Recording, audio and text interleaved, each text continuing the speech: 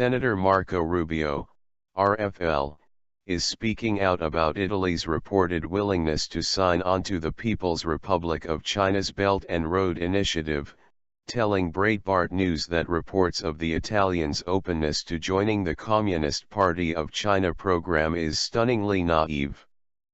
Rubio's comments come in the wake of reports that Italy is signing onto the Belt and Road Initiative of Chinese President Xi Jinping later this month, which would make Italy the first G7 nation to join the program. Italy's reported desire to curry favor with the Communist Chinese government by endorsing the Belt and Road Initiative is stunningly naive, Rubio told Breitbart News. China's goal is simple: undermine foreign competition by stealing intellectual property and trade secrets, and artificially propping up Chinese state-directed actors at the expense of its trading partners. As we in the US are learning, the long-term economic and national security risks far outweigh any increases in Chinese foreign investment or increased exports to China. Until the Chinese government fundamentally alters its goals and methods, the US and its allies should remain wary of tighter economic engagement.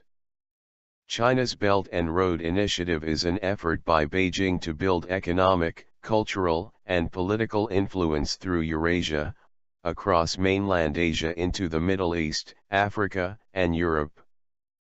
The Financial Times broke the news of Italy's reported desire to agree to China's plans, quoting Michele Gerasi, an undersecretary in Italy's economic development industry, as saying that Rome intended to sign a memorandum of understanding with Beijing soon about the program. The negotiation is not over yet, but it is possible that it will be concluded in time for Xi's visit, Gerasi said, per the Financial Times. We want to make sure that made-in-Italy products can have more success in terms of export volume to China, which is the fastest-growing market in the world. White House officials are not pleased with Italy's planned move. We view BRI as a Made by China, for China initiative, White House National Security Council spokesman Garrett Markey told the Financial Times. We are skeptical that the Italian government's endorsement will bring any sustained economic benefits to the Italian people, and it may end up harming Italy's global reputation in the long run. The European Union, EU, was similarly critical of the move by Italy, and even some in Italian government were critical of the effort.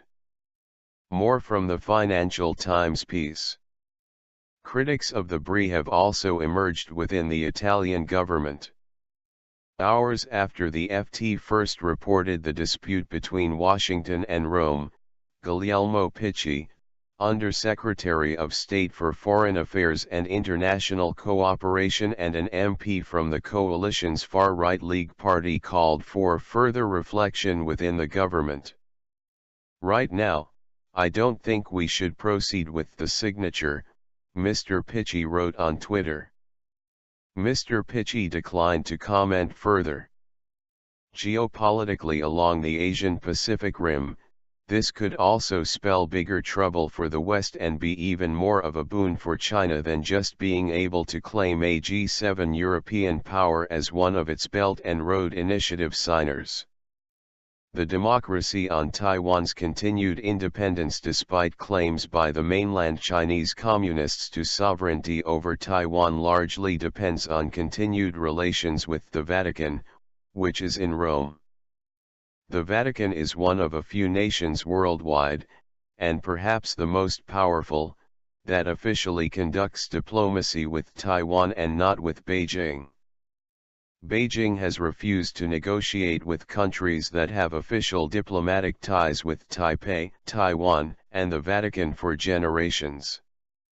The Republic of China, a democracy that governs Taiwan, is the old government that fell back to Taipei in the mid-20th century when Mao Zedong led the communist revolution that installed communism in Beijing and on the mainland.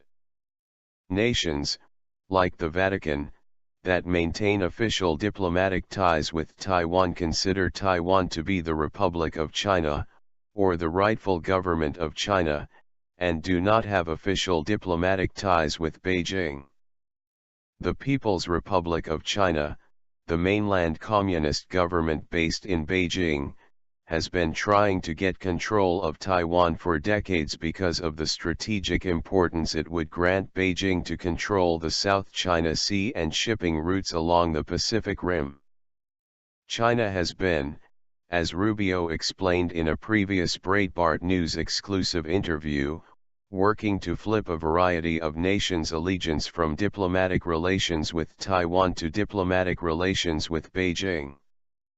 The communists on the mainland have succeeded in flipping a variety of other countries, including recently Panama and the Dominican Republic and others throughout Latin America, but the Vatican has for now remained the strongest ally of Taiwan. But with Rome considering signing onto Beijing's major influence initiative, that could lead to even more pressure on the Rome-based Vatican than already exists to back down from Taiwan. For now, the Vatican remains committed to Taiwan. But Pope Francis has been reportedly open to working with Beijing on state-approved bishops in China, has urged loyalty to the Chinese Communist regime in Beijing, and even said Christians should not fear looking like communists. Rubio, in a previous Breitbart News exclusive interview, explained that the Chinese are attempting to supplant the United States on the world stage in a manner that the United States and the world have never seen before. The Chinese effort to supplant America has no precedent, Rubio said.